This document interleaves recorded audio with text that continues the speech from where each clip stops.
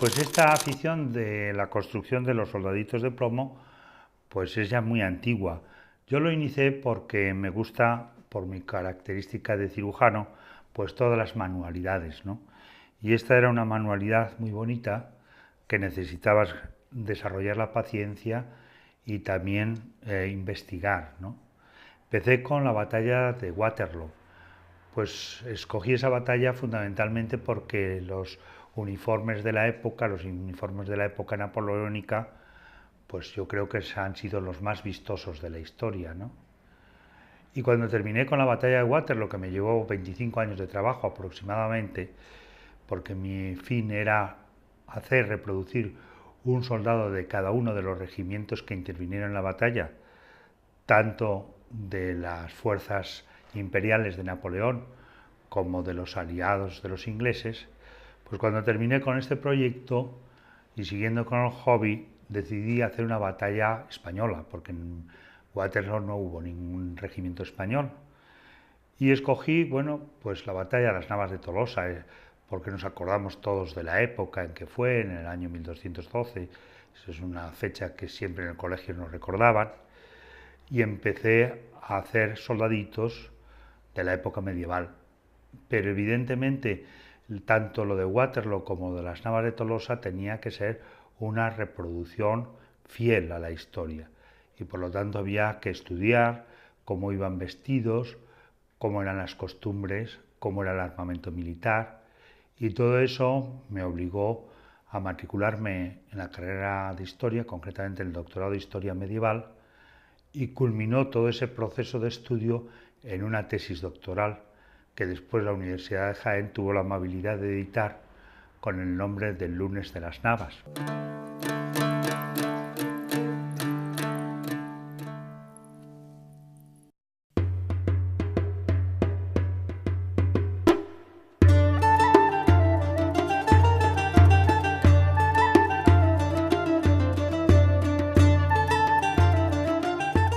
Tengo el gusto de presentarles a Alfonso VIII, rey de Castilla, que fue el triunfador de la famosa batalla. Este hecho bélico, a mi juicio, es el hecho más importante de toda la guerra de la Reconquista, desde que empieza con la batalla de Covadonga hasta el año 1492, en que los reyes católicos toman definitivamente Granada. La conquista de Alfonso VI de Toledo o la conquista temporal de Almería por Alfonso VII son unos hechos aislados que no tienen prácticamente trascendencia en el conjunto histórico de la Reconquista.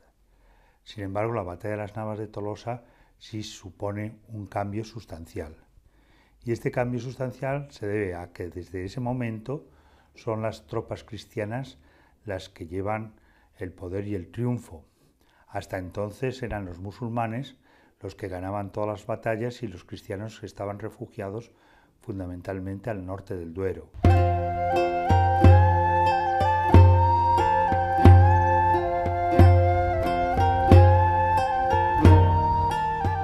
A principios del siglo XII hay un ideólogo, como ocurre tantas veces en la historia del Islam, que funda un movimiento reformista y trae una serie de ideas puritanas, reformadoras de lo anterior. Lo anterior exactamente ha sido otro movimiento paralelo de los almorávides que también ha surgido por ideas reformistas. Entonces hay una base religiosa, como suelen ocurrir las renovaciones políticas en el Islam medieval por lo menos. Este ideólogo se llama Ibn Tumart y es un bereber del Atlas, e inmediatamente, hacia 1115-1120, arrastra en su apoyo, en apoyo de su ideología renovadora, reformista, recaba y consigue la ayuda de una serie de tribus bereberes, de masmudas, que se llama la Confederación de Bereberes, que desde el primer momento le sigue. Entonces se une dos elementos muy importantes en lo almohade, que es el poder efectivo digamos, político-militar de los bereberes y una ideología individualmente, incluso puesta por escrito, en una serie de libros doctrinales que se fundamentan en un reconocimiento puro y muy intenso de la unicidad de Dios. Esa unicidad de Dios, concebida como fundamento teológico, se opone a lo que ellos llaman el antropomorfismo de los almorávides. Y el nombre en árabe es Tawhid, y los que reconocen eso e intentan expandirlo, inmediatamente adoptan el nombre en árabe de Al-Muwahhid. Y de ese nombre Al-Muwahhid, el que predica, el que postula fuertemente la unidad de Dios, viene nuestro nombre de almohades. Los almohades impusieron su poder sobre el sur peninsular durante 84 años, de 1145 a 1232. A mediados del siglo XII, el espacio peninsular presentaba un mosaico de reinos cristianos fronterizos al poder islámico. Portugal, León, Castilla y Aragón, y al norte de estos, Navarra, a menudo enfrentados entre ellos en luchas territoriales, recurriendo con frecuencia a la ayuda de los musulmanes para combatir contra sus vecinos cristianos. Frente a estos, el creciente poder almohade tampoco era homogéneo. La zona de Valencia y Murcia estaba dominada por el rey musulmán Almardanis, llamado por los cristianos el Rey Lobo, que se oponía decididamente, muchas veces apoyado por los propios cristianos, a que su territorio se integrara en el imperio almohade. El primer califa almohade, Abd al-Mumin, organizó desde Marrakech una serie de expediciones de tal suerte que pusieron bajo su dominio una gran parte del entonces Al-Ándalus. A la muerte de Abd al-Mumin, en el año 1163, le sucedería a su hijo Abu Yaqub, que llega a consolidar y extender el imperio almohade en Al-Ándalus, sometiendo a los últimos disidentes musulmanes del Levante peninsular. El tercer califa se llama Abu Yusuf al-Mansur y es el principal de todos ellos. Es, por ejemplo, este Abu Yusuf al-Mansur, el que termina la gran Sevilla almohade, el que termina la mezquita al-Jama sevillana, cuyo alminar, hoy lo llamamos la Giralda, pero es uno de los tres grandes alminares almohades, dentro de esa arquitectura majestuosa con que los almohades se habían revestido. Testimonio del poder almohade viene a ser el alminar de la mezquita al-Jama de Sevilla, construida según la tradición con el botín obtenido en la batalla de Alarcos. Torre gemela de otras dos grandes mezquitas construidas bajo su impulso, la inacabada mezquita de Hassan, en Rabat, y la Kutubilla de Marrakech. Estampas hermanas de la Giralda de Sevilla. Desde estos alminares se llamó al combate y se alentó a los ejércitos. Hoy, estos símbolos fijan la imagen de la crónica histórica. La crónica de la batalla de las Navas de Tolosa fue escrita por varios autores, al menos 3 autores cristianos y 2 musulmanes.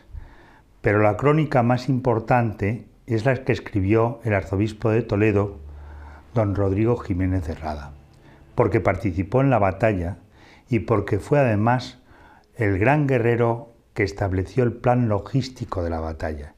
Gracias a la organización de don Rodrigo se pudo mantener la logística, el aprovisionamiento de las tropas que tuvieron que viajar durante un mes desde Toledo hasta el puerto del Muradal.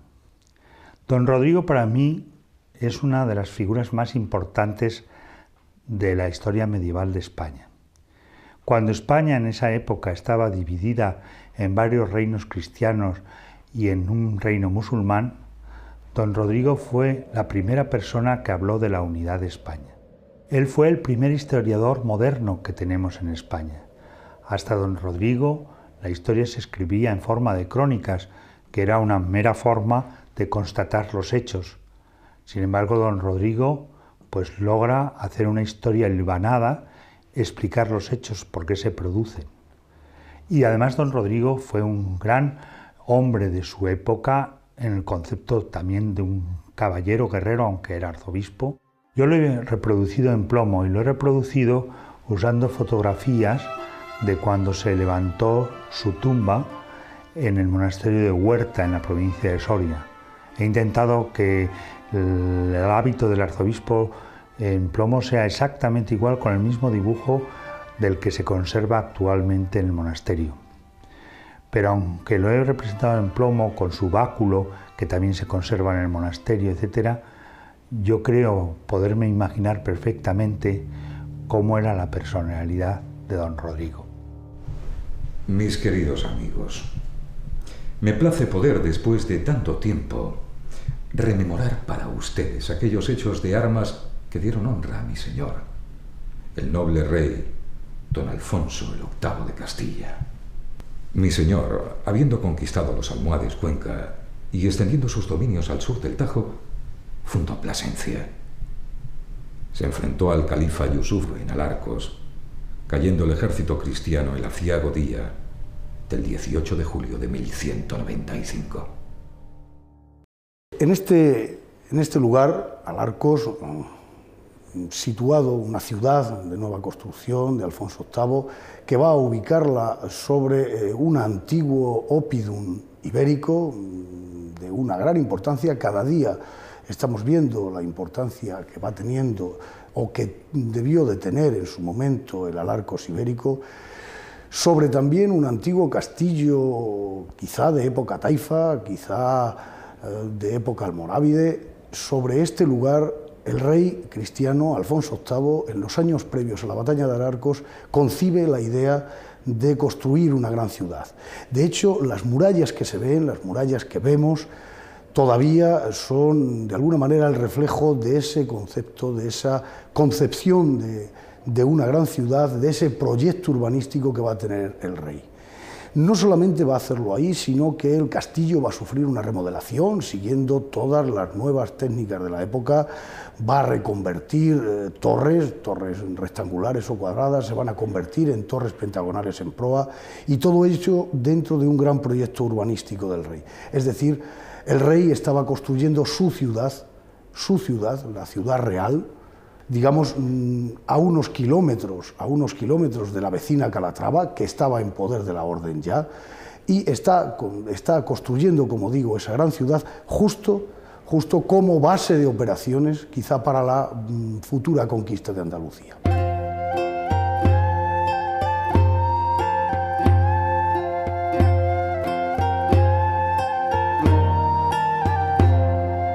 Todo el proyecto del que estoy haciéndome eco, digamos, se vino abajo, y al decir de muchas de las crónicas, no llegaron a terminar los muros cuando se produce el enfrentamiento, cuando se va a desarrollar la batalla de Alarcos, que no es el momento tampoco de estar describiéndola, pero que va a ser, digamos, un antecedente de un hecho de armas de una gran envergadura en las llanuras manchegas, es decir, el enfrentamiento del ejército almohade contra el ejército cristiano.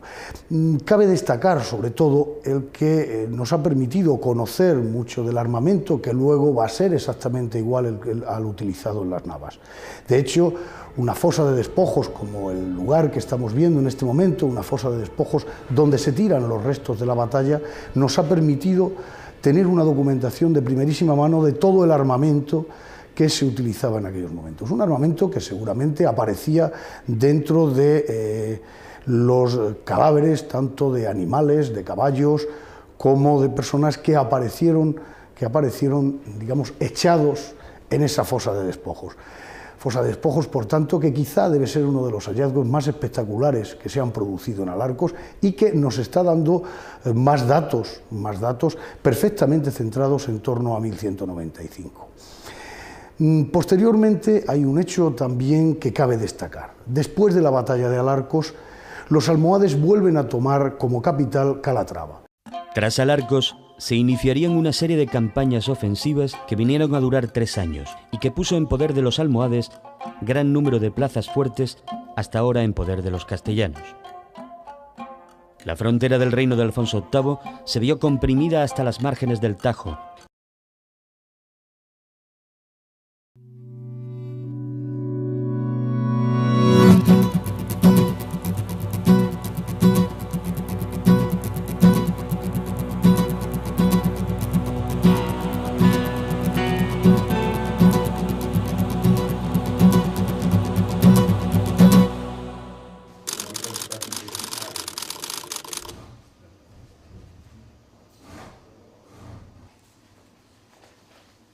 y empecé a hacer soldaditos de la época medieval.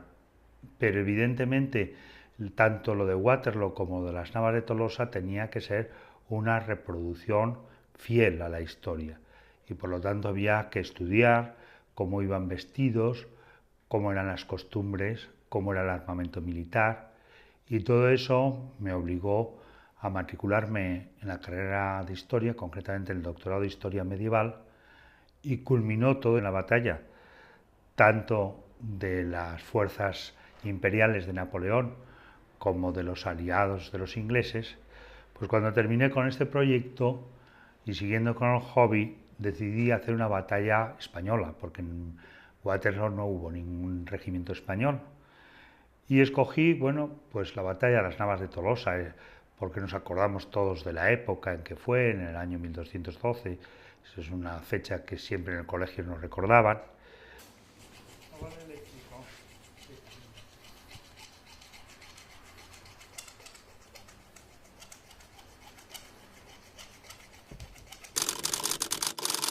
Pues esta afición de la construcción de los soldaditos de plomo, pues es ya muy antigua.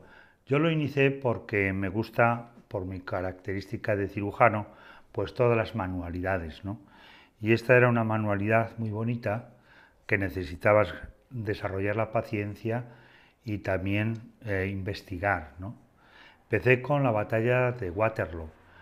Pues escogí esa batalla fundamentalmente porque los uniformes de la época, los uniformes de la época napoleónica, pues yo creo que han sido los más vistosos de la historia, ¿no? Y cuando terminé con la batalla de Waterloo, que me llevó 25 años de trabajo aproximadamente, porque mi fin era reproducir un soldado de cada uno de los regimientos que intervinieron